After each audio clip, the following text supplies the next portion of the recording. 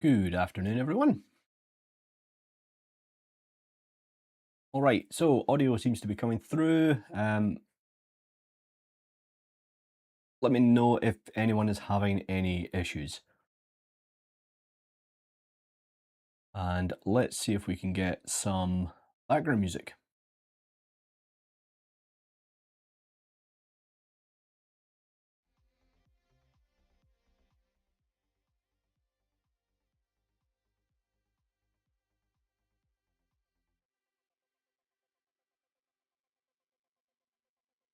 Okay.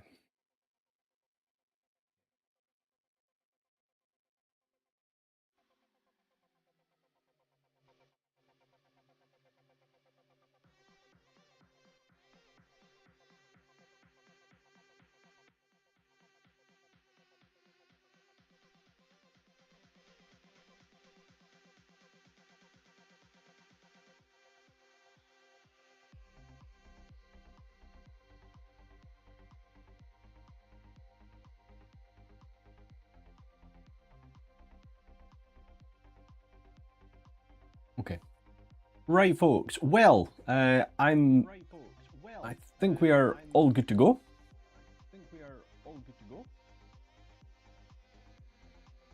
You can let me know if the background music is too loud, and I'll lower it.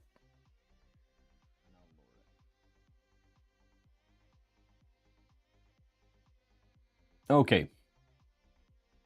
Well, folks, welcome to this somewhat impromptu live stream. We're just going to be doing a little bit of work on the Mothman today, a little bit of cleanup, and we're going to take a look at how to do some custom insert mesh brushes, just in case anyone was curious about how to go about that. So as always, folks, please do shout out in the comments. Let us know if you have any queries or questions about what we're doing today, or if you just want to say hi. We're not going to be streaming for that long today, just a little bit, and just to kind of get through a little bit of this before Monday.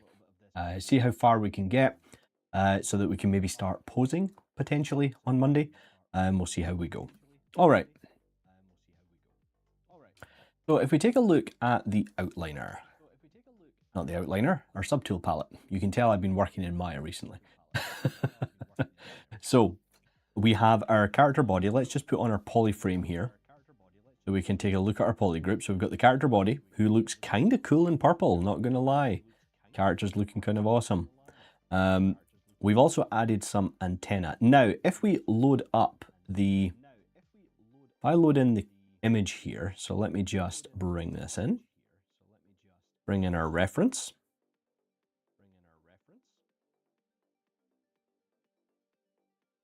And add that into our spotlight. And we'll just increase the opacity. Turn off spotlight projection.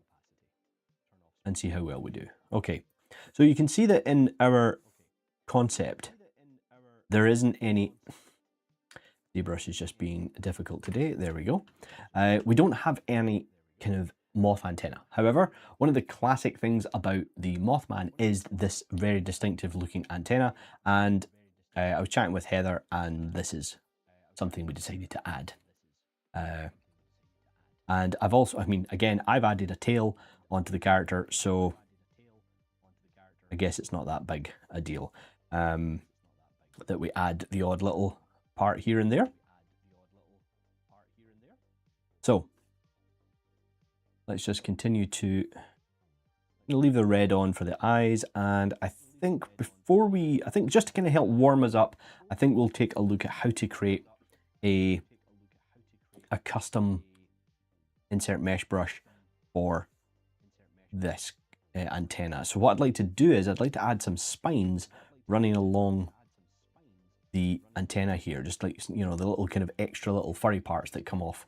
I have no idea what they're called. If anyone in the chat does know, please do shout out and let me know. How are we doing? Oh, we've got a fair amount of people on this weekend stream. Now that we've got a few more people in. Yeah, welcome everyone. Welcome back to another Firestorm Studios weekend stream. A little bit impromptu, but just something that I felt that we should do today. So just kind of a little bit of a precursor before we continue to work on this character officially on Monday. So please do feel free to let me know how you're doing, how's your weekend going, fire it off into the chat, and ask any questions if you have any regarding Firestorm Studios, Maya, the industry, Zbrush, anything like that. Okay, all right. Now, in order to create our insert mesh brush, what I'm going to do is I'm actually going to switch out of this mode and we're going to start off in a blank scene. So I'm going to get rid of my reference here and I'm going to start by creating a polysphere. Now, when you create a standard primitive in ZBrush, it's going to need to be turned into a model that we can actually work with, as in a model that we can sculpt on or start to edit. To do that, we hit the Make Polymesh 3D button. Then we can draw that out again. And then hit the T button on the keyboard to go into edit mode. And then let's turn on our polyframe. So at the moment, this is way too heavy to work with. So what I'll do instead is I'll go down to the Initialize rollout in our tool palette, and I'm going to hit Q-Sphere. And honestly, this is more than enough for what I need, because something to bear in mind whenever you're making insert mesh brushes or custom brushes in ZBrush is do what you can to keep them as low polygon as possible. And that's just that when you're working with multiple repetitions of the same object, it's going to start to weigh down your scene fairly fast. So just be aware of that and be as stingy as you can, okay? Oh, sorry, stingy, wrong word. I guess be as optimized as possible. So I'm going to grab the Z modeler brush here and hover over this edge, tap the space key, and I'm going to choose bevel. I'm just going to bevel that out like so.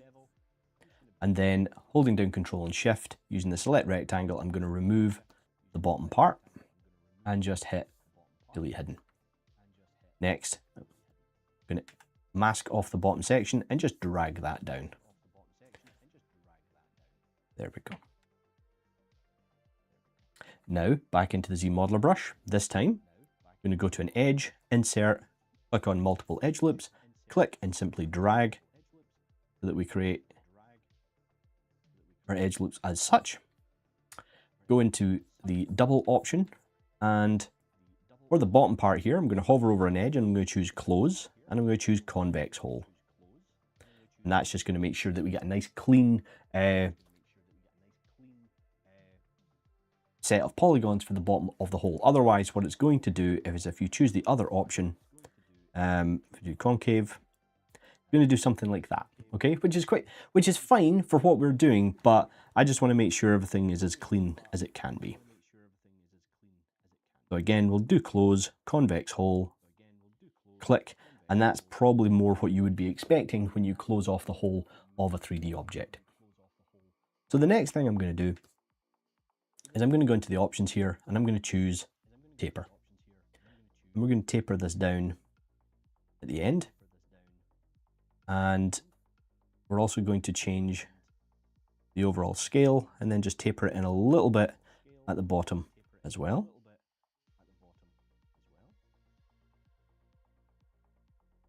So we want something that looks like that.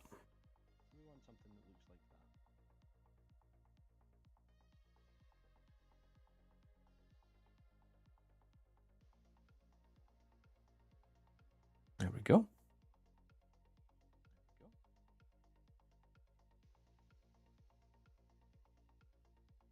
All right.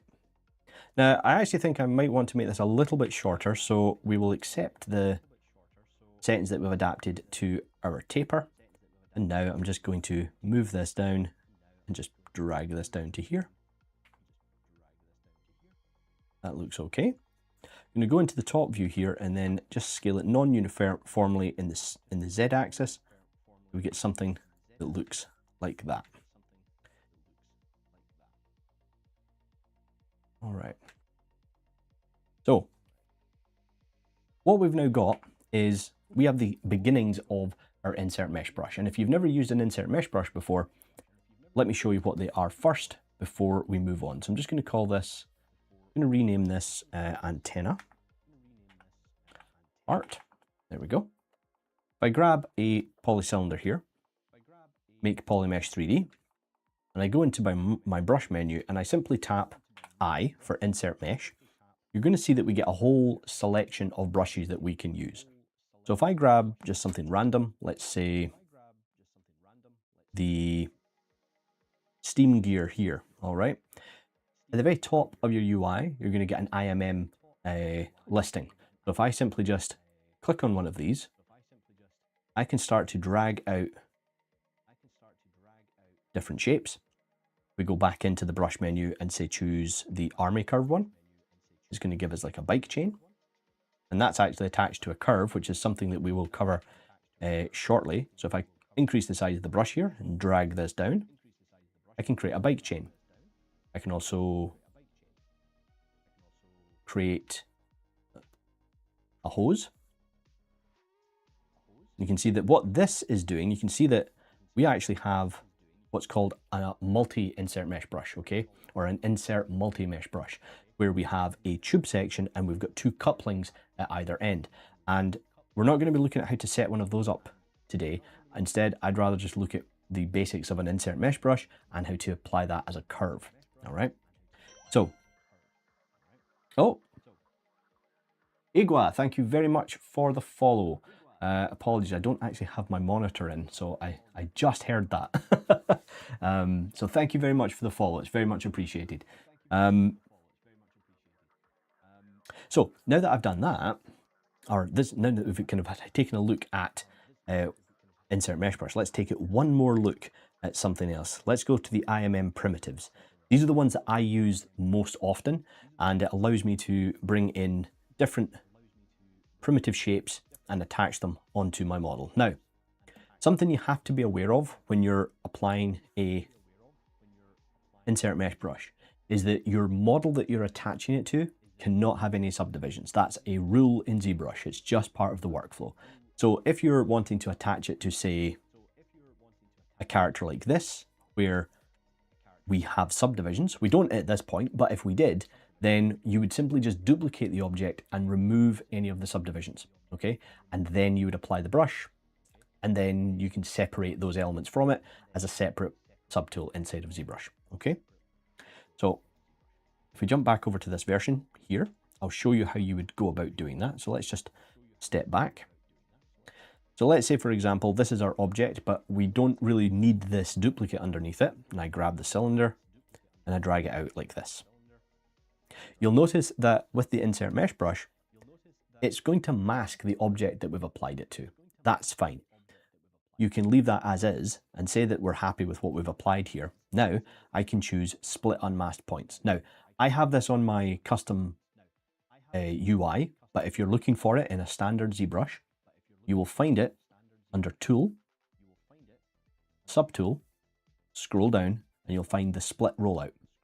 Open that up, and in here you'll have a different selection of ways that you can split an object up inside a ZBrush. So let's say split unmasked points. There we go, like that. Or alternatively, if I unmask it by accident and I don't want to mask it, I can go back into the split menu and I can choose group split. And if we have individual polygroups on our model like we do here, we can hit that, hit OK, and ZBrush will split that into two separate objects based on the way the polygroups are set up. Okay. Now, that gives you a quick rundown of what an insert mesh brush is. And let's go back and look at how to actually apply one and create one. Okay. So this is the shape I've made. Now, something you have to be quite aware of is the orientation of the object that you want to turn into a insert mesh brush and how you want it to apply to a surface. So if we go back to the pivot to the cylinder example here, let's say I pick the IMM primitives again. When I drag out a cylinder, notice how it's applying to my surface. Okay. We're not getting the side of it being applied to the surface. It's using one end of the, one of the cap ends for it to be applied, like so. So the way that you make sure that you get that working the way you want or orientating it in the correct way is if we go back to the object that we want to turn into an IMM brush, and this is something I learned from my mentor, Maddie Scott Spencer, years ago, is how to actually apply a insert mesh brush properly, okay? Now, the way you do it is that you imagine your canvas is the surface of your object. So this gray part here, let's change the color of it for the time being. I'm just going to change the range here. Okay, so this gradient is our canvas.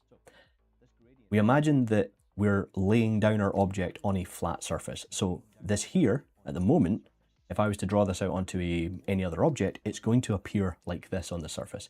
But if I want it to point up the way, which is what I do for this object, is I would have to rotate it like so when I create my insert mesh brush. All right, so I'm going to show you how that works so it makes a bit more sense. All right, this is my object. I'm going to create a insert mesh brush with it as it is right now. So I'm going to go to brush, scroll down to create, and choose create insert mesh brush. I'm going to come up with this option here and ask us if we want to make a new brush or we want to append to an existing one. I want to make a new one. Okay, and now you'll see here at the top, I now have an insert mesh brush with this object's icon. So let's go back to our cylinder example. I'm going to use this brush and I'm going to start dragging out those objects. So you can see here that already my insert mesh brush is working. But exactly as I explained before, as I drag it out, not actually in the orientation I want. No matter which side I try to apply it to, it isn't going to apply correctly. All right. So we have to, when we create the brush, we have to determine which orientation it's going to be in when it's applied to our surface. So let's go back, and this time, and this is why using your gizmo on the right here is really important, because it means you know exactly how you're orientated. So instead, I'm going to orientate this around like so. Then I'm going to go to brush, create insert mesh brush, new. Okay. It won't look like anything else has happened, but if we go back to the cylinder and do make polymesh 3D, now when I start to create my insert mesh brushes, it's going to use the cap end of the object I created to apply it to the surface. All right. And if you aren't very happy with how shallow or how deep that's going into the surface, you can go into the brush, go under depth, and you can see here that by default, the insert mesh brush is going to be applied straight to the surface, but we can actually embed it slightly like so. And now you can get a slightly different effect, right? Okay, so that's the basics of creating an insert mesh brush. But for what we want to create a line of spines along that part of the antenna. Let me bring in a reference image to show you what it is that we're actually creating. I think I can find one. Oh, no, I can't. Oh, dang. Right, 2 seconds, folks. Let me just grab one. Shouldn't be too hard to find. Lots of reference of moths. That's not right. There we go, moths.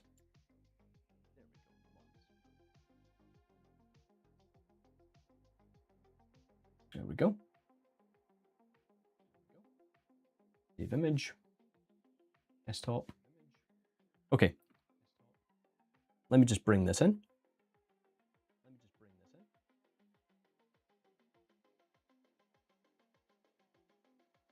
Also, something to point out is if you're trying to bring in certain images into Spotlight, certain brushes that you're using in Zbrush will stop you from being able to bring those in. Okay, so just be aware of that.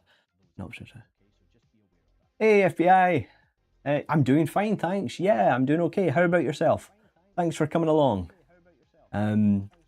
So just be aware of that. Depending on the brush you have selected, you'll notice that if I grab an insert mesh brush and I try to import or add anything to my spotlight, ZBrush is going to ghost it out. So just make sure that if that ever happens to you, just switch over to a standard brush and then go to texture, import, and bring the texture in that you need.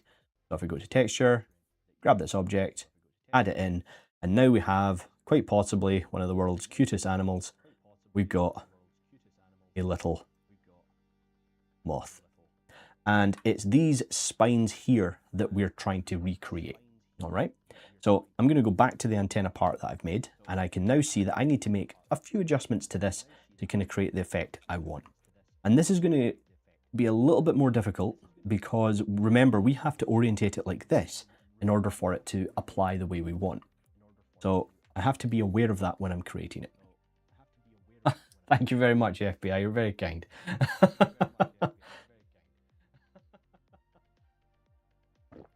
Okay. So again, we can do this with the Gizmo Transform deformers. So I'm going to choose Bend Curve, and I'm just going to increase my curve resolution a little bit, just like so. And now I can start to add a little bit of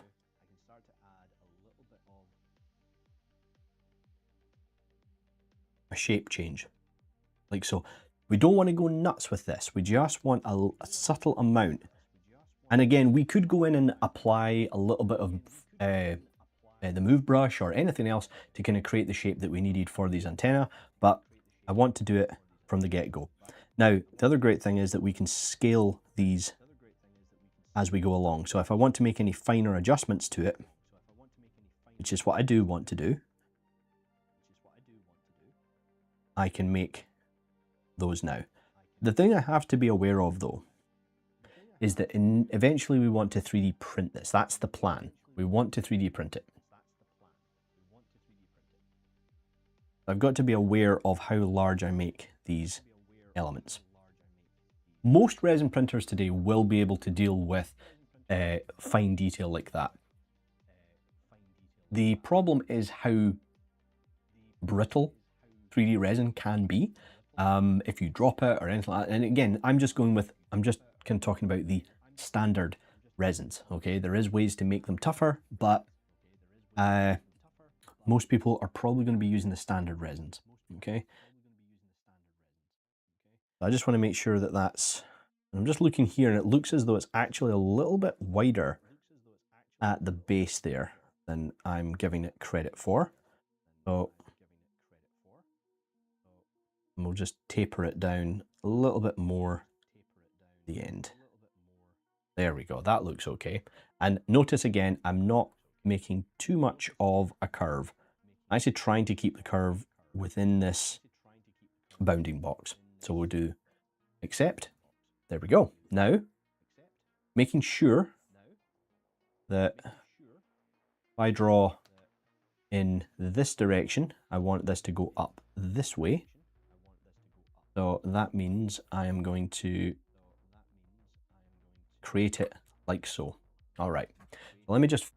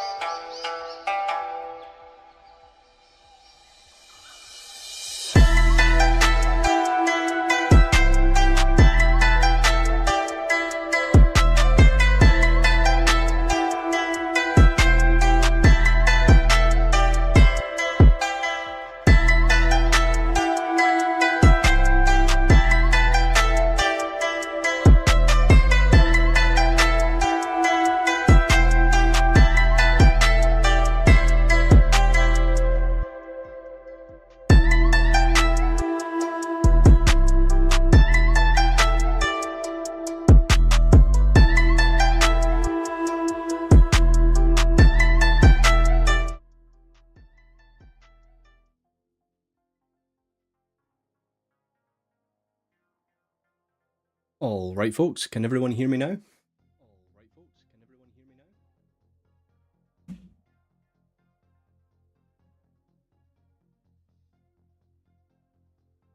Apologies for that.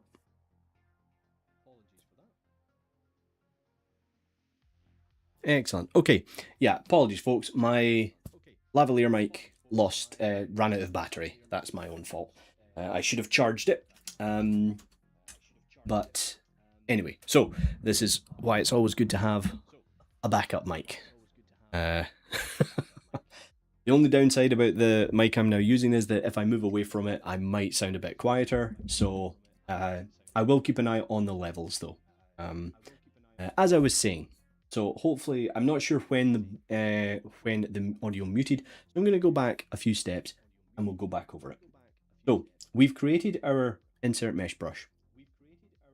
And the great thing is that the two objects I'm working with at the moment, we don't have any subdivision levels on those. And that's really handy because it means that I don't have to worry about duplicating anything or cloning it out while I use my insert mesh brush.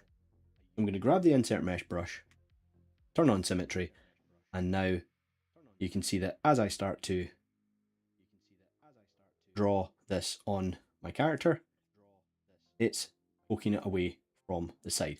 The problem here is that this is a really slow way to do it. So doing it this way would work, but I would much rather just draw a curve if possible to create the effect I want. So to do that, with my insert mesh brush, I'm going to go up to stroke, into curve, and turn on curve mode. And now, as I start to draw a curve up the length of this object, we're going to get something that looks like that. Now, of course, at the moment it looks a bit crazy, but that's fine. We can adjust that. So we'll just go in and change the size of the brush. That's the first thing we want to do.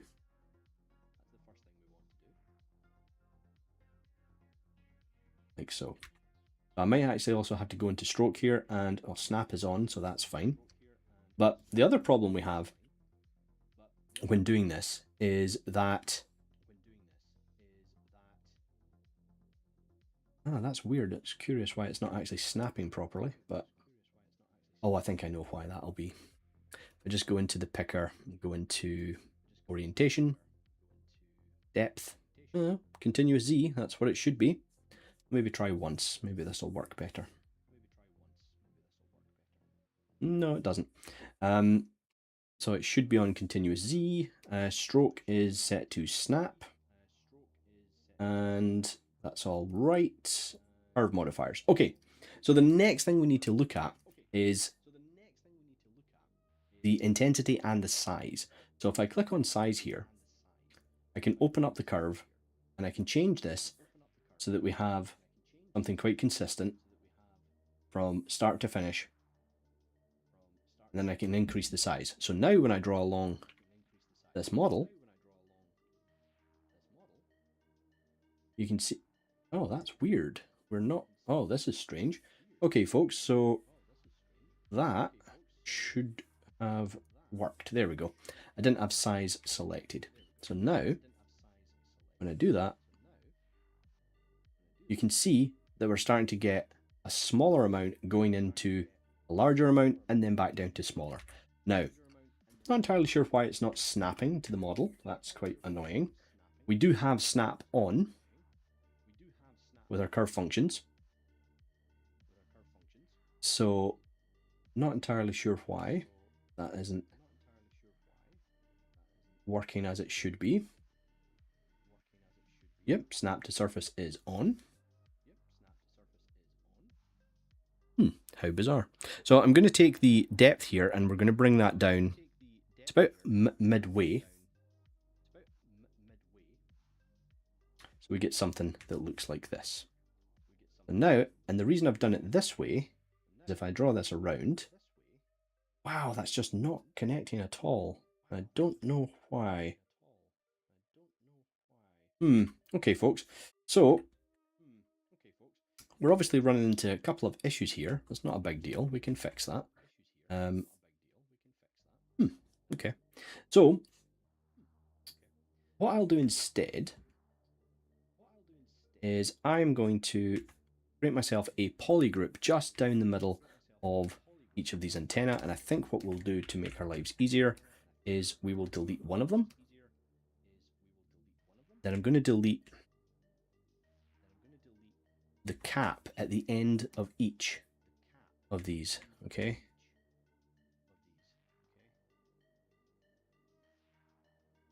Just like that. And just hit delete hidden.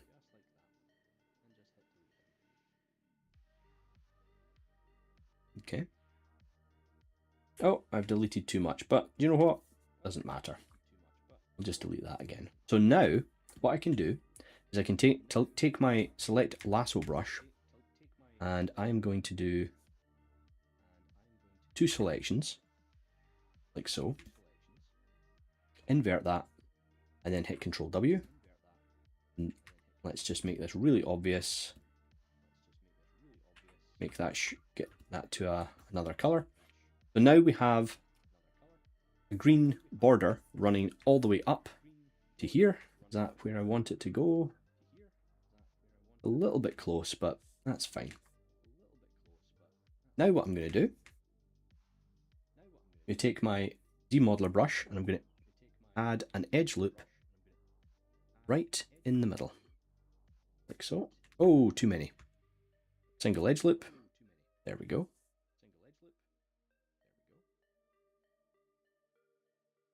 Then we're going to go into Z plugin.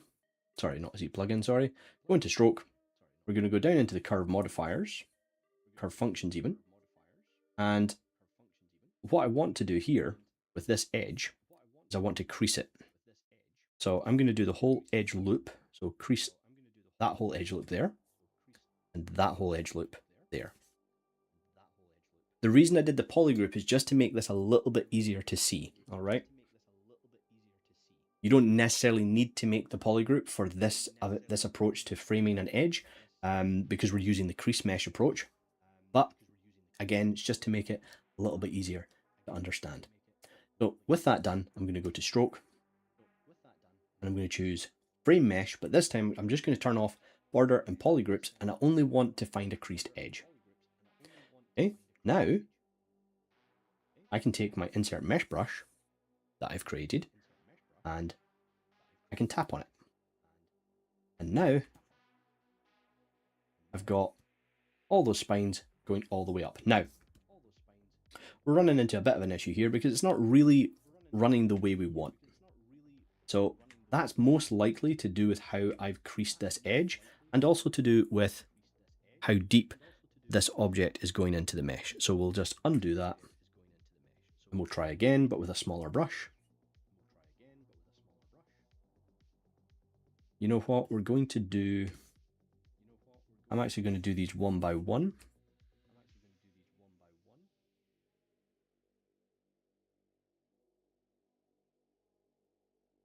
And see, this is the thing, folks. This is why we do these live streams in a cold manner, because if we were to plan this out perfectly, we wouldn't get these kind of mistakes. And that's the kind of mistakes we want to be able to play around with and try and figure a way to fix them and problem solve them.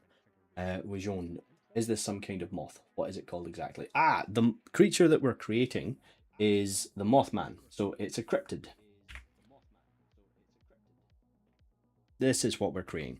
And it's based on the artwork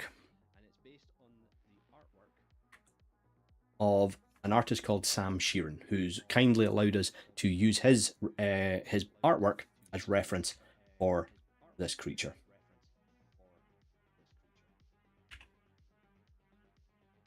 Oh, the white bug you had for Riff. Oh, I have no idea. I have no idea what kind of bug that is, or what kind of. Let me see. Let me see if I can find. Doesn't have a name for it. Oh, wait a minute. Well, I don't know if it's real, but the reference image is called the Venezuelan poodle moth. So search for that online at your own risk. I bet this fella likes lamps. I think he does, yeah. Mr. Whitefire, I'm pretty sure he does. Okay, like I said, I'm going to go back into here and I'm going to uncrease this one at the back. So let me just... Oh, wait a minute. Quickest way is just to do uncrease all, and then just crease this edge loop. There we go. And we will go to stroke, frame mesh, grab our insert mesh brush, and just tap. Okay, so that's too small. So I'm going to increase the size. And this is going to be where it's going to get quite tricky, because trying to find the exact size is going to be a bit annoying. Now, let me just also turn on in the curve modifiers intensity. There we go. And we're going to change the depth here. Bring that down. Try again. There we go. We're getting somewhere now. I'm not too worried about these extra overlaps. I can always fix that. Not a problem.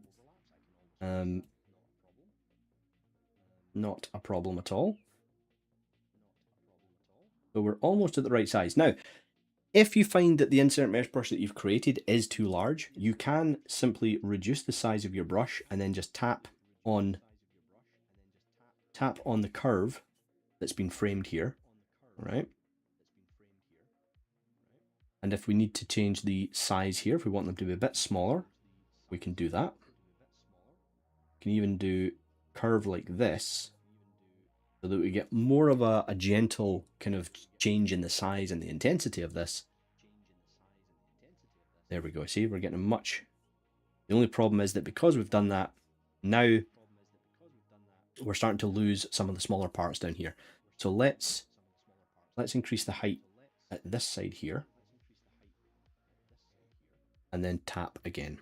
There we go. Okay. And something I want to point out as well is that you will rarely be able to make something you'll work perfectly, okay, unless you're going to spend hours upon hours creating a brush that works perfectly in every situation. Like I said, we've just come in cold, and I thought it'd be a little bit of fun to see whether or not we could make a insert mesh brush for these antenna. Not something I've ever made before, an insert mesh brush for this, so it's been a lot of fun just kind of figuring it out, and it's working pretty well. I'm quite happy with it so far. I'm not going to spend loads of time on it, but it's working enough for me on that side. Now that I'm happy with the shape I've got, I can hold down Alt and just click on the surface, and that's going to delete the curve and going to leave me with something like that. Oh, it's doubled it up. There we go. Bet you could use the brush for feathers too. You can. This is the great thing. The thing to remember as well is that whatever shape you create for the insert mesh brush is what is going to be repeated. So if you create something that's a tileable, like a tileable function, a tileable overlapping object such as feathers, armor, scales, then when you apply it, you'll get that kind of effect. But there's other ways to apply that type of stuff inside of ZBrush, primarily using things like nanomesh and micromesh in order to kind of create repeated patterns like armor.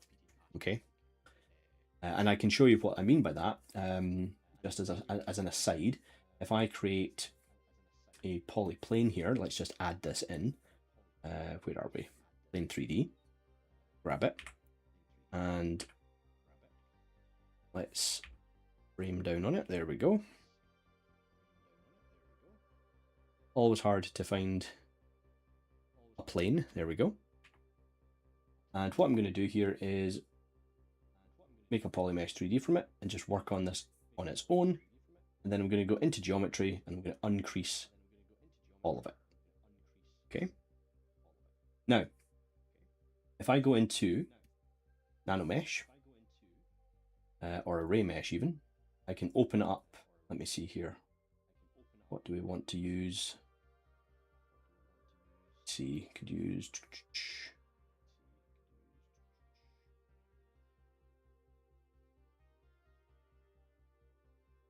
Let's try to find a good one to kind of use for this. So if I go into ZModeler here and I grab a brush, let's say, let's just grab, let me see here. What do we want to do? We need an insert mesh brush. So what I'll do is I'm just going to grab this one here. And in my ZModeler brush, I'm going to hover over, I'm going to choose Nano Mesh, if I can find it.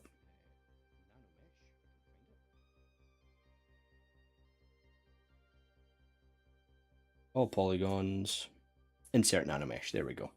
Now when I click and drag on it, all polygons, we get something that looks like that. So if I change the shape of that sphere, I can end up with something that, sorry, that's cube. What I'm going to end up with is a repeated pattern. So if that's a bunch of overlapping scales or something similar, then you'll be able to kind of create that kind of cool effect. All right, and you can obviously change things like the width, the length. So you can make a lot of very cool repeated patterns using something like Nano Mesh. Okay. Anyway, let's jump back to what we came here for.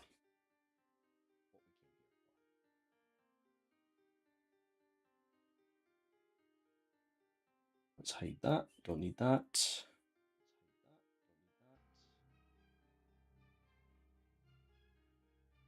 Wait a minute, where is... Weird. Body, there we go, sorry. Couldn't find the antenna there, so let's just quickly rename that.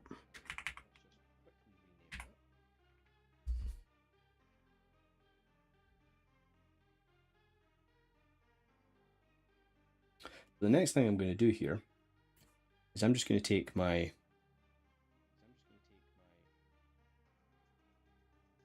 light lasso brush here, and I'm just going to work along the edge and remove the parts I don't want. However, I've got to be really careful here because, as I said before, we have to separate these out. So I'm going to do an auto groups. It's going to give us that kind of cool effect.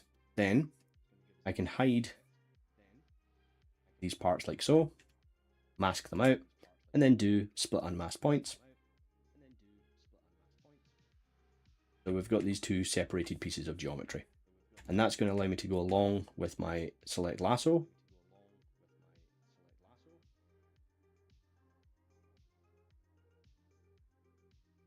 And just remove the parts I don't need.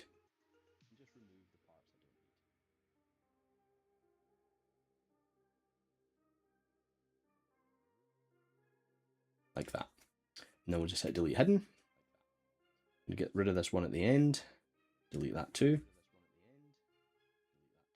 And then for this one here, oh, let's hide everything but those parts. I can mask it. And now I can take my transpose line. We can rotate that, position it as needed. And if a few of them are sticking out a little bit further than we want, now is when we can go in and start to kind of tweak some of these shapes.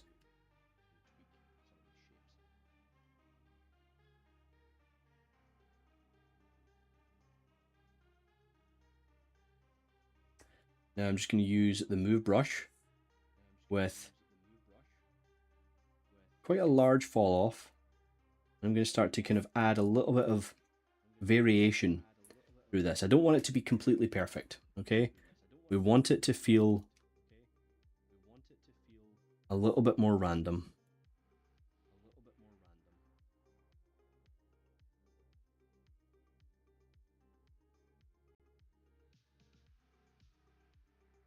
Yeah, that's cool. Liking that. What I'm going to do is I'm going to lower the intensity of my smooth brush, and I'm just going to go along each of these just to add a little bit of variation to the thickness. I actually kind of love the fact that it's in a kind of a rainbow kind of configuration. That's kind of funny. It kind of adds a really cool look to it, to be honest. We'll what I'm going to do now is just start to spread those out. If we want to be a bit more accurate, we can turn on AccuCurve. Okay, it's going to give us less of a... It's going to allow us to kind of grab the points a bit more.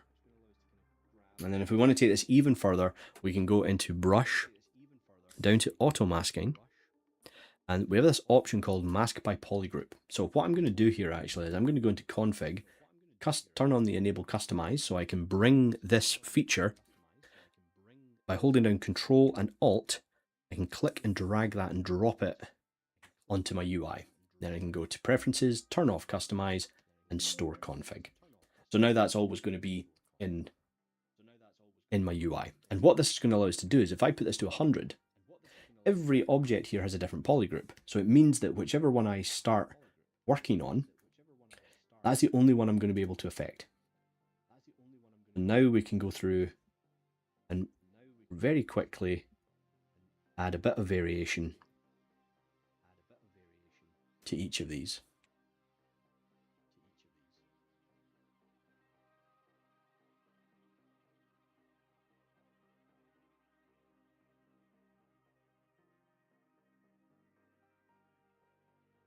And then what I would normally do for something like this is I would just hit a quick close holes. That's just going to fill those in. So that means that if I then Dynamesh it together later on, it's not going to break up as much. Okay. Brilliant. And the good thing about this as well is that I can take the Move Brush, turn off AccuCurve, and now we can go in and start changing the size a lot easier. And actually, to make this even easier for myself, I'm going to run a mask with the mask lasso just up the inside edge. Soften that a little bit. And in fact, let's grow that mask. Let's go into the masking options, and we're going to grow that mask a little bit. Sharpen it up, grow the mask, sharpen again, grow the mask, sharpen again, and then the last thing we'll do is blur it. And that just means that the root of each of those spines isn't going to move, but I'm going to be able to go in with my Move Brush and I can start making some changes to it. Because I don't want him to have this really nice looking antenna. I want it to be a little bit more ragged. I want the sizes to be a little bit more chaotic. Like so.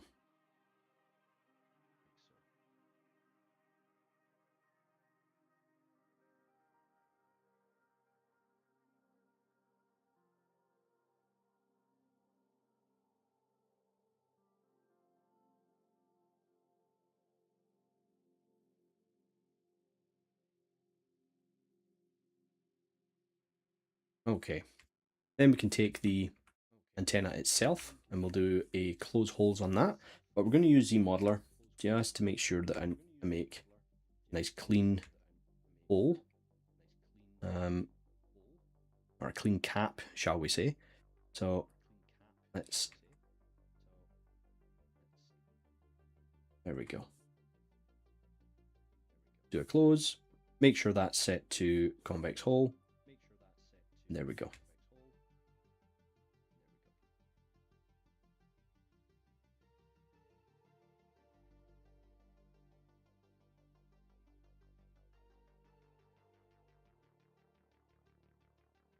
Okay. So just for ease right now, I'm going to take that and do a merge down. And then let's turn everything back on. There we go. Now we can do an overall change to this. We can start to we're going to turn off our polygroup mask. Move the whole lot to the head. There we go.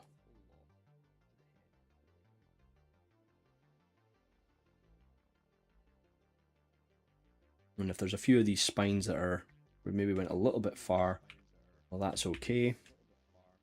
We can switch back to our select rectangle option and just change a few of those. Should be about fine. Delete hidden. We're going to turn back on polygroup, mask by polygroup. I'm going to do a quick mask. Just reduce the size of these a bit more.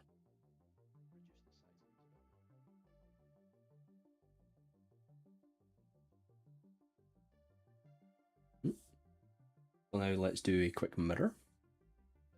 And I think, yeah, I'll merge into one subtool.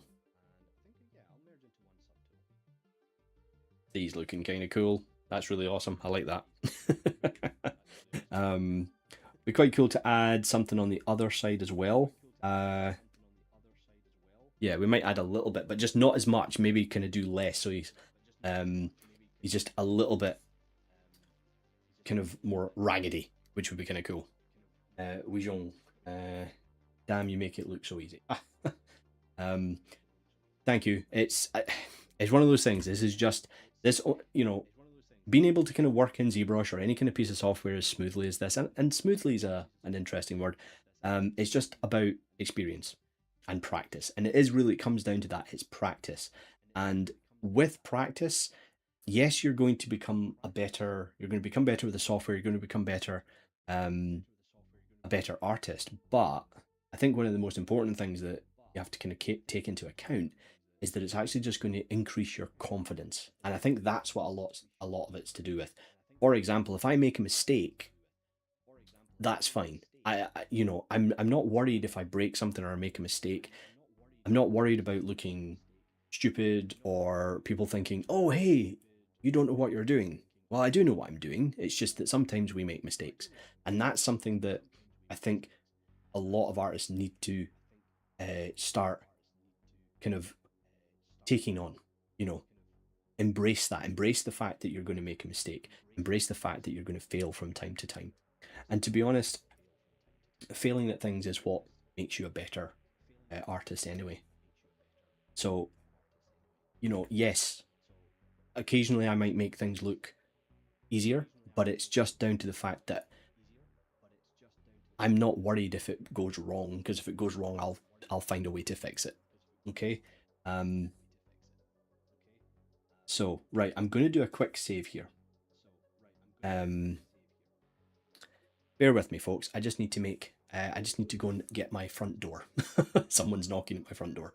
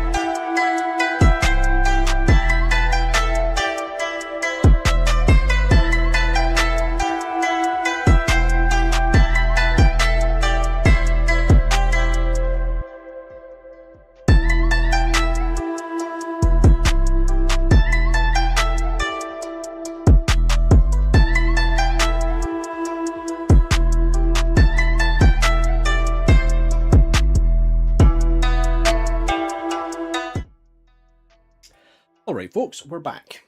I've lost my Wacom pen. There we go, we found it. It's fine.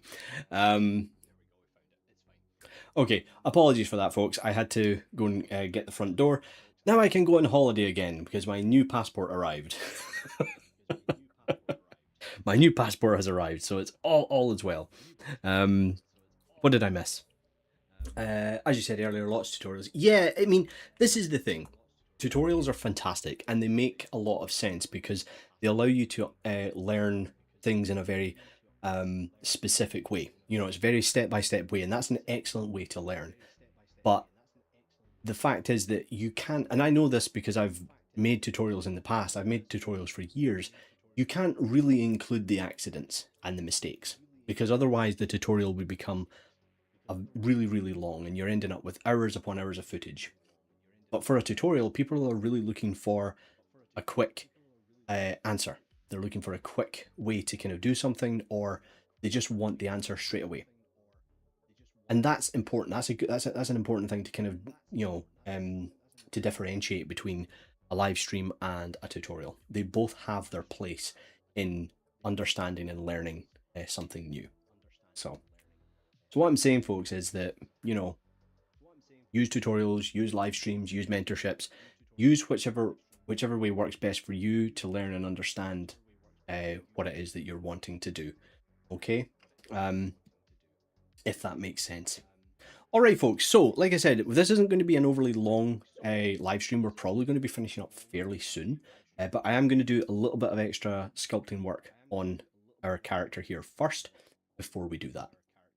So if you have any kind of queries or questions, by all means, fire them into the chat. I'll answer them as best I can. And we're at the hour mark, so what I'm generally going to do now is we're going to do a little bit of marketing for you. So welcome back to another Firestorm Studio stream, folks. It's really lovely to have you all here, particularly at the weekend. If you want to learn any more about Firestorm Studios, what it is that we offer and what we do, including if you want to sign up for a mentorship, which I would highly recommend. We have a vast array of artists that are specialized in every area of the pipeline. So no matter what it is that you want to learn, Firestorm Studios will have a mentor for you. Okay, please be sure to check out all of our socials. You can learn how to join the Discord and follow along on Instagram to find out all the new updates and everything new coming from Firestorm. All right. I do feel as though we need to get a script for this because I kind of just rattle it off randomly. I just ad-lib it. We just kind of, you know, we just kind of go for it. But there we go, folks. All right, let's get stuck in and do a little bit of sculpting. We've done quite a little bit of technical stuff, so let's do some fun bits. Let's do some actual sculpting for the creature. All right. I think for this we might do. I think might change up the material, but we'll see. One of the areas that's bothering me here is the kind of shoulder area. See that this is smoothed down a little bit. I want to kind of refine that, but we have ran into a bit of a problem that we are running out of topology. Okay, so that's something we need to address just now, and I'm going to do that by cheating a little bit. I'm going to mask out this area here, like so. I'm going to invert that, turn on my wireframe, and I'm going to hit Control D. What that's going to do is it's going to selectively subdivide my character. And now I'll be able to go in and refine a lot of these areas. Bit of an easier way. So I can take my trim brush, we can do a little bit of a smooth, and then we'll work this up with the trim brushes.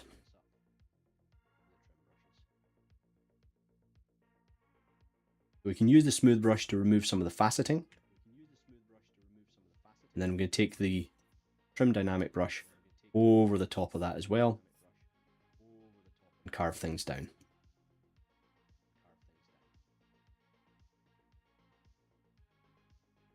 There we go.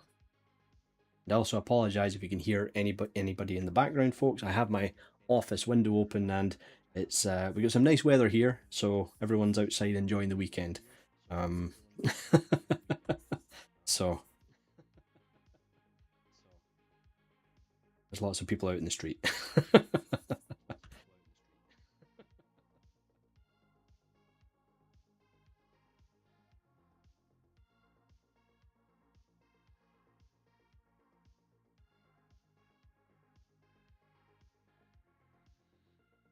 Just add a little bit of refinement to this.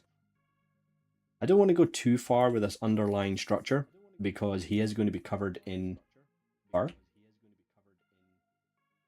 But because, again, the idea is to have it 3D printed at some point, is that we kind of want to see what's underneath, you know.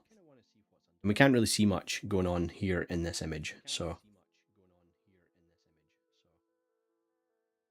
for the smaller details.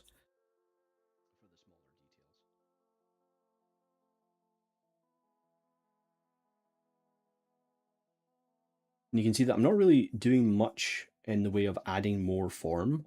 All the form that I really wanted to put in there is there. This is just a case of refining it into something a bit cooler looking, really.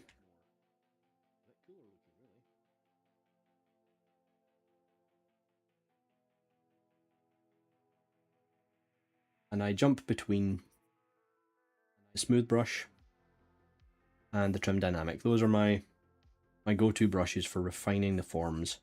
And I always keep my smooth brush fairly low. I don't want to destroy any of the detail I've spent all this time putting in.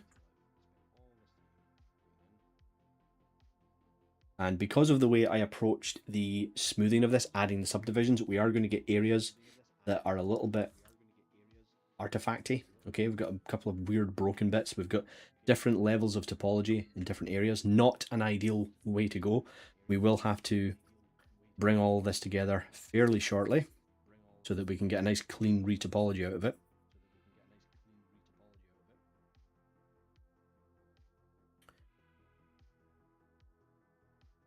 We've got some pretty clean geometry around the feet. That's already all done. And again, we are going to be covering a lot of this with fur, so I'm not going to be too worried about all the small details. This creature going to be used for something? Not really, to be honest with you, Visual. Not that the plan is not to turn this into anything. We could. That's why I'm building it in an A pose in case somebody wants to rig and animate it and have a bit of fun with it. But it doesn't have there's no definite, this is going to be used for this. To show you what this eventually will be posed like, I'm going to turn on this part of our character. Just hide all that, turn that on. There we go.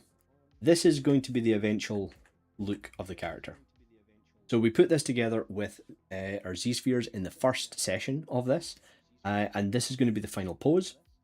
And what I decided to do is, rather than sculpt it in pose in this position, I thought it might be fun to do it as an A pose. It's easier. It's going to be easier for us to sculpt for one thing, but it does allow us to do something else with it, should we want to. And it's a great asset to kind of work with to cover a lot of things for tutorials. So we can use it for a topology tutorial. We can use it for sculpting fur, wings, anything like that. There's lots of uses you can get out of a character like this.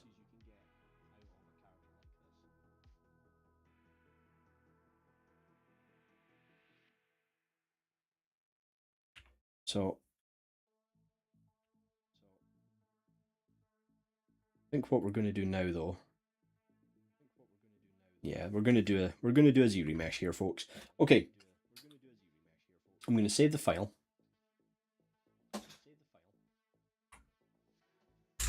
Like so. And we're going to go into the brush menu, and I'm going to go down to Z remesher guides.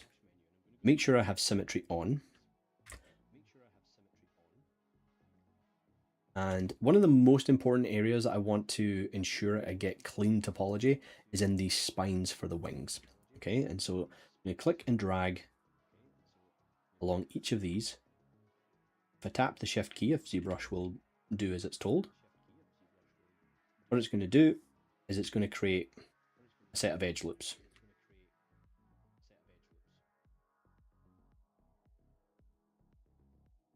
And this just reminds Zbrush that we want to keep nice clean loops around these areas. And sometimes Zbrush just doesn't do as it's told. There we go.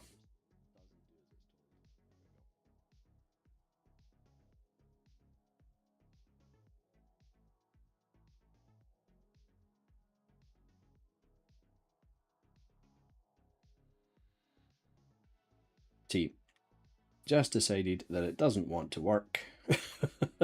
And that can sometimes just be due to the size of the brush. So sometimes just changing the size of your brush when you're creating these loops is going to make a huge difference. we go. All right.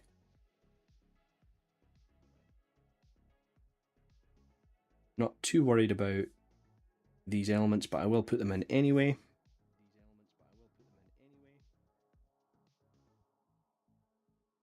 Put them around the legs. Not like that. No. You may have to reorientate your character just to get it working the way we want. I'm going to zoom in a little bit further for the toes here.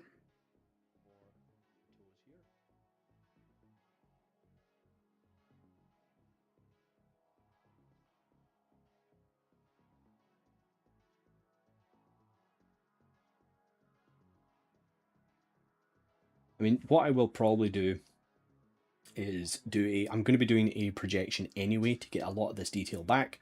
But I still want to make sure that the initial edge looping is clean. So I'm going to draw some other guides to kind of indicate to ZBrush how I want my edges to flow.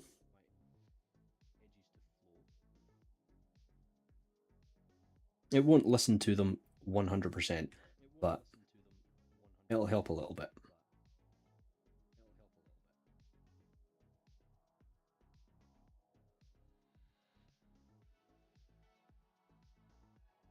Okay, let's see how that goes.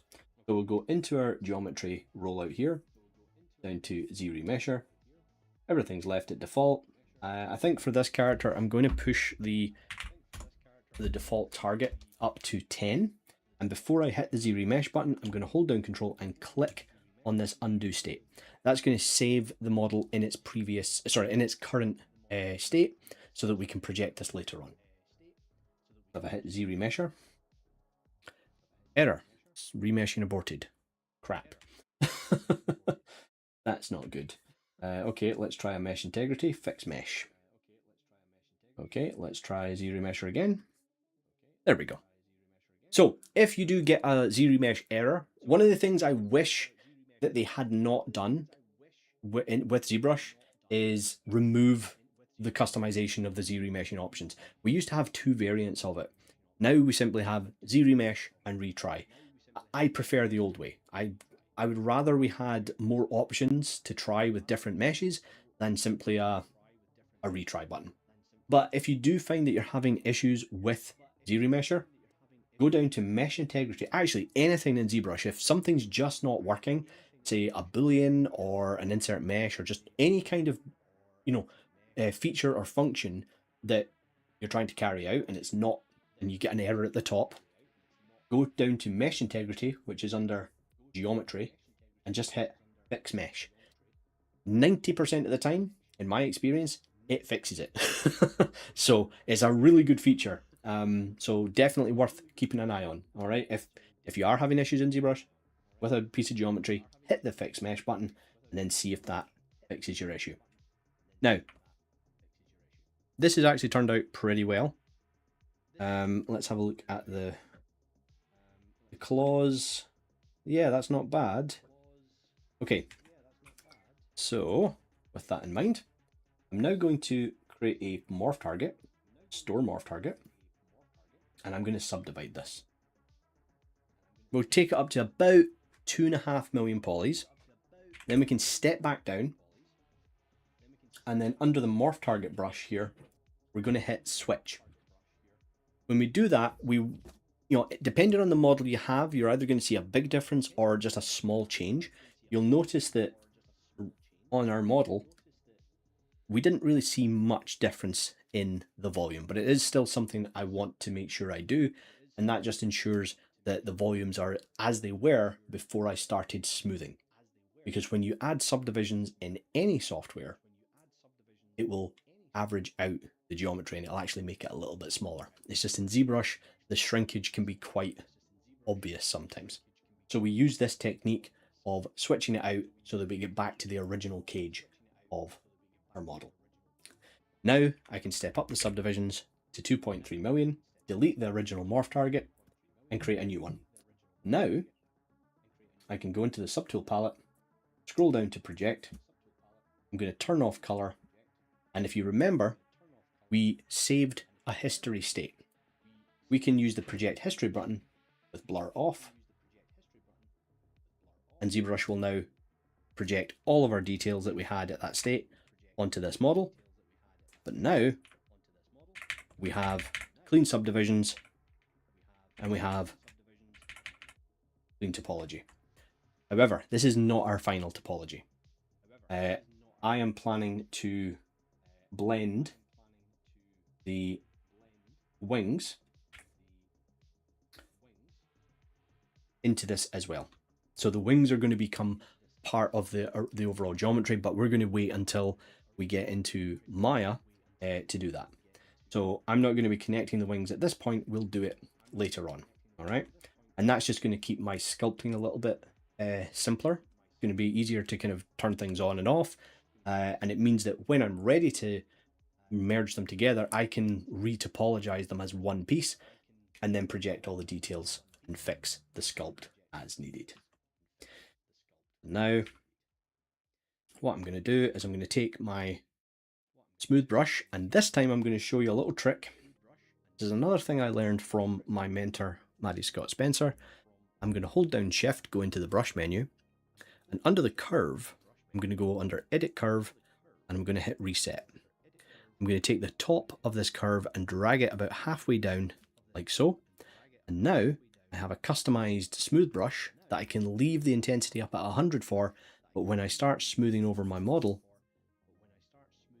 it's not going to remove any of my form. It's not going to destroy any of my shape.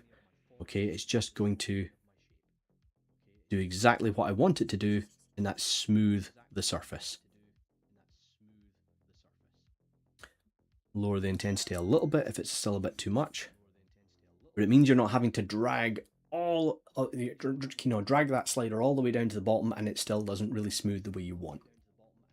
Victor Plays 51. Hey, Victor Plays. Thanks for joining. Unfortunately, we are going to be finishing up in about 10 minutes, folks. So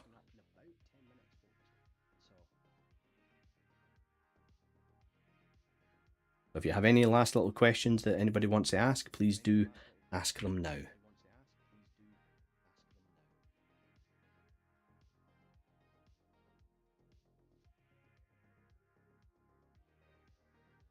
And this is good because what I wanted to do is to get this model to a position where we could start adding details.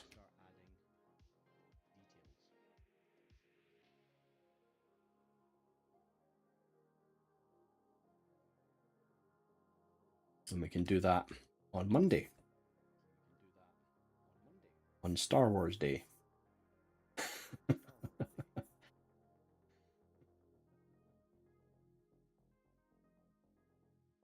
There we go. So you can see that as I smooth this, I can confidently go over the surface. It's not going to turn it lumpy or bumpy. It's just going to clean up the surface a bit.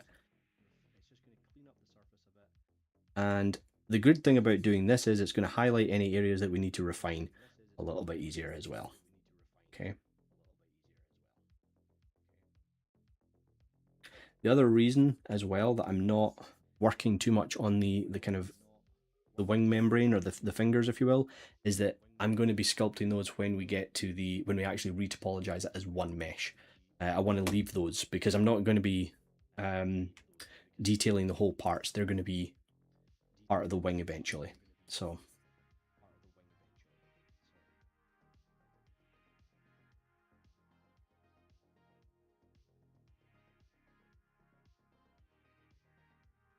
we'll just make a few small changes.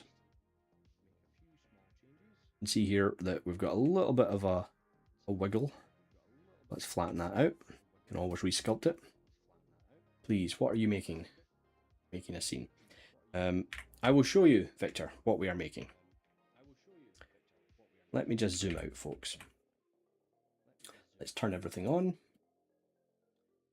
And let's bring in our reference. So this, for anyone who has recently joined, this is what we're creating or have been creating over the last couple of sessions of our A to Z of creatures in ZBrush. And we are spending a bit more time on this one because we're halfway through the alphabet at this stage, and this is a really kind of awesome creature. It's one of Heather's favorites, and that's why we decided to spend a little bit of extra time just putting this together into something a bit more final. So eventually we will be making the lamppost, which is another thing I want to focus on Monday. We're going to go into Maya and we're going to model that from scratch inside of Maya and then bring it into ZBrush.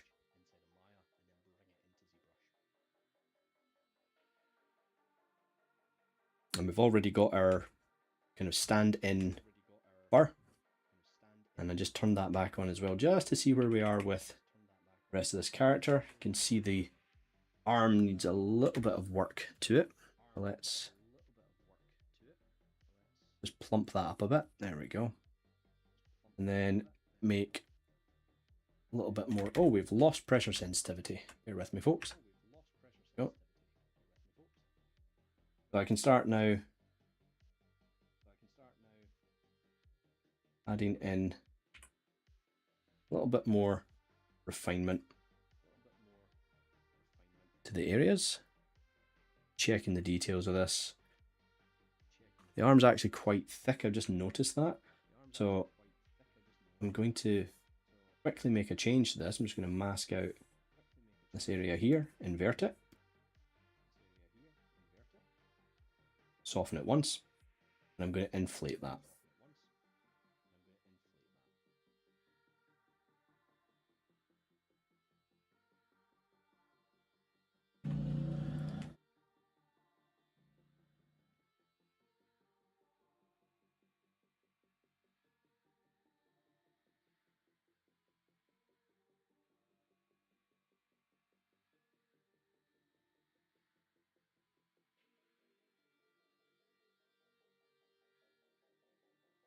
There we go.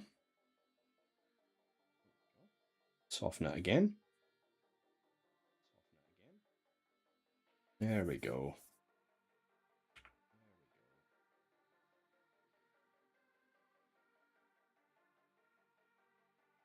Now that's done, we can add a little bit more form here.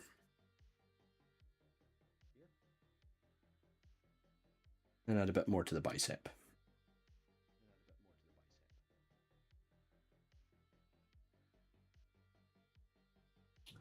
Things are looking a little bit lumpy and wobbly there, so let's now take our trim dynamic. We'll start to clean that up.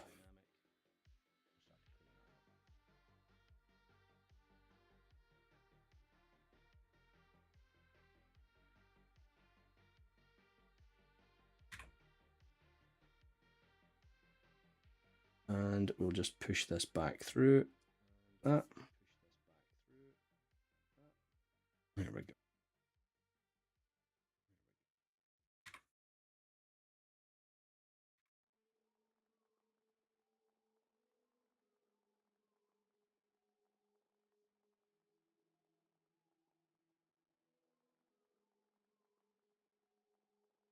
Yeah, that looks better. So let's just take our standard brush and I'm going to separate I'm going to create more of a separation here with the bicep. Bring that up there into where the pec would be. Because again, you've always got a lot of flexibility with a creature like this because, you know, it's not a real creature, so you can kind of just do things as you see fit. You know, whatever you think works well, that's what you can do.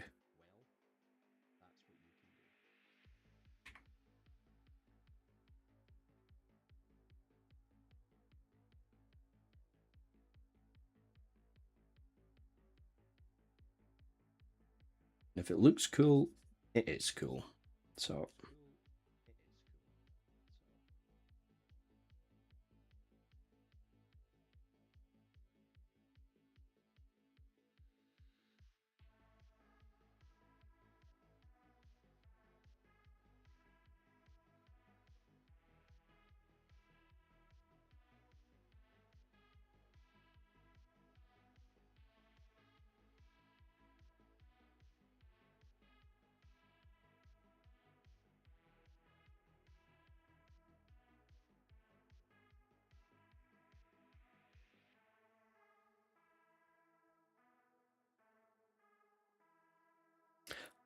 All right, folks. Okay, so I'm going to do a final save there. And I am going to finish up for this afternoon. As I said, this was just a little impromptu stream just to kind of cover a couple of things that I didn't feel we would have time to focus on Monday. Because I really want to focus on building out the lamppost and then maybe doing a little bit more detailing on the Mothman, because then we're going to do retopology. I think what I'll do for this is I'll record the retopology as a video and we can maybe post that somewhere, maybe on the YouTube channel. And then that way we can focus on just finishing up the model and getting it posed for the final session. So, all right, folks. Well, in that case, all it leaves me to say is that thank you all for coming along and spending some time with me this afternoon. I hope you've gotten something out of today's stream, and I hope you enjoy the rest of your weekend. For those of you that are, depending on where you are, you might be celebrating a long weekend, particularly in the UK. It's a bank holiday weekend at the moment, so I hope everyone has a nice extended weekend as well. My pleasure, folks. Okay, right. Okay, folks, please remember to check out Firestorm Studios over on Instagram, YouTube, and of course our Discord. You can find the links to that in the banner below this video. And until next time, folks, enjoy the rest of your day and take care. Bye for now.